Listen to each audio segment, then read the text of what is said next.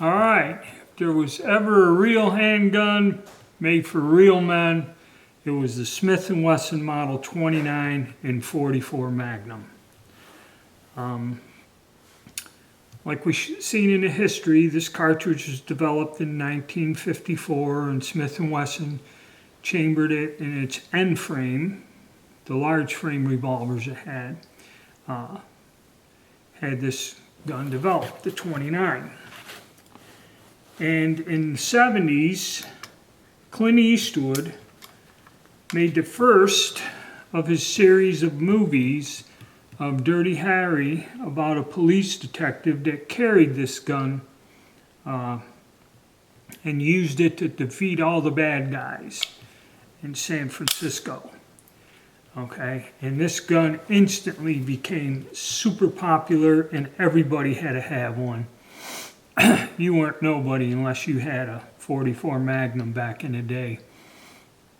And truthfully, you know, guys say handguns were expensive. I think it was the first time that a gun was so popular that it took, you know, Smith & Wesson was inundated with orders. And it was hard to find, and they were quite expensive. Actually, the first 44 Magnum I got, so I could say I had one, go out and shoot with my friends, was a Ruger Super Blackhawk.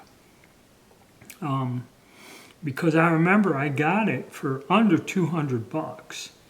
So these things were close, I believe back then, to like $400 or more. I'm not quite sure. They were quite expensive. So I had a Super Blackhawk first. Go out, shoot it, learn to reload. And the two pistol calibers I learned to reload were 38 Special and the 44 Magnum. Then years later, when I got a better job in that, I ended up getting this pistol. I probably had this gun over 35 years. A friend of mine, he loved these guns, and he was a bit on the unstable side. He had one like this with a 6-inch barrel, and he had to sell it. Then he decided he had some money, bought another one, and he had one of these with an 8 3/8 inch barrel. Now you'd ask, why did they make something at 8 3/8 of an inch barrel? This handgun with that long barrel on there and the target sights, when you pick this gun up, the balance was almost perfect in that barrel length. I mean, it was a great shooting gun. It was accurate, and when you held it in one hand, it balanced just right. The only problem is, with a barrel that long, you can't carry it in a belt holster, and when I used to put it in a shoulder holster and you'd sit down, the barrel would hit the chair or the car seat. So it was kind of impractical, but I've shot them. You know, this is a good gun for hunting. And like he said, at the time, it was the most powerful handgun in the world. Of course, that's movie hype. But I think if you went to the store and bought one, it was the most powerful revolver you can get your hands on at the time. So everybody had to have one. Everybody had to have a 44 Magnum. Now, other companies did make these. This was the one he used in the movie, but Colt made them. Colt made a 44 Magnum. Ruger made the Super Blackhawk, which was a very affordable gun that you could hunt with. Single action, Western style revolver. It's kind of slow on the upload, but the thing is, like I said, for a good price point, you could get a Ruger Super Blackhawk. Then was the Super Red Hawk, was another popular revolver. It came out the double action 44 Magnum. And I think I've seen Rossi, everybody, there were a lot of companies that made them. Now I'm not quite sure, but the popularity has kind of dropped down because the price of the ammo. This isn't an inexpensive gun to shoot anymore. Excellent gun to hunt. If you wanted just to hunt with a handgun, you know, like white-tailed deer, even a black bear, you know, I wouldn't be afraid. Well, you're hunting black bear with anything, you got to be cautious, but you know, you could easily take one down with this pistol if you knew what you're doing and a good shot. So it was a very popular hunting gun. You find a lot of them with scopes mounted on them and that. The gun itself, it's not practical for like a service or a police issue. It's way too heavy to be carried. They didn't really make them in 4-inch barrels. Okay, you could probably get them. I think I seen one, a guy had a custom made one from the custom shop in Smith & Wesson with a short barrel on it, but they weren't quite standard in the beginning, and of course over time, customers always right. I believe they did eventually make them with shorter barrels.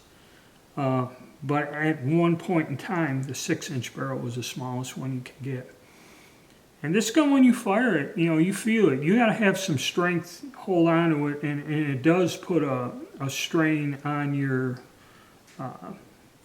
body physically, your arms and shoulders and that, because there is a lot of power in these weapons.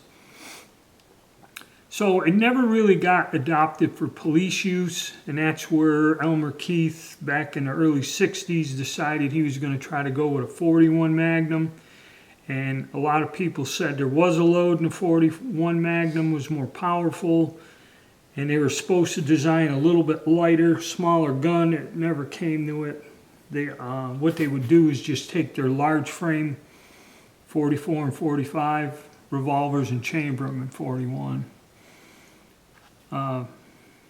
So that was another offshoot of this. But at one point in time, these are very popular guns and a very popular caliber. Everybody had to have one. I don't know so much as now. I mean, they're still, I believe they're still made and still available. And there's a lot of different loads and ammunition out there for this caliber as compared to some others. So this is one here. Somebody asked, they said, hey, you're going to include the 44 Magnum, aren't you? And yeah, I am. But like I said, there's several high quality guns, you know, made in this caliber. I don't know if they're that popular anymore, and I kept mine all these years because it was kind of a classic, much like my 38 snub nose. I had to go dig that out. Yep. All right, so what we're going to do, I did the thing on the history, and I'm going to go out and shoot this, and then probably for the members, once the weather gets nicer and that, I'm going to sit down. I'm going to do some loads for the 44 Magnum and discuss loading it. I'm going to discuss loading the 38 and 38 Special. You know, so if you want the load data and all the instructions, become a member, and those will be members only videos. And we're going to get out and shoot this. And also I'm going to make some videos, like people say that these are way more expensive. Good steel revolvers are very expensive nowadays. But in reality, even back all those years ago, you can actually say the price really didn't kind of go up much, because back then these were expensive guns when you bought them, especially this one. You know, like I said, I could afford the Super Black Hawk, but I had to wait a few years and get a better job, move on further in my career till I had enough excess money to get a 29. And I don't regret it.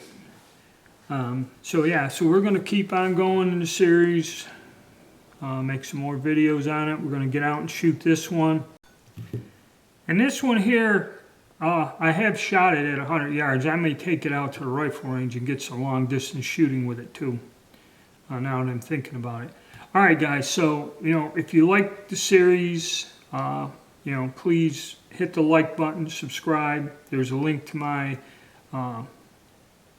Patreon account down in the description box, and try to get I think I only got one other old revolver we can get out and discuss, and we're going to keep going with the series. I hope you guys like it. I got a lot of positive feedback from everyone, and we're going to keep on going. So please stay tuned.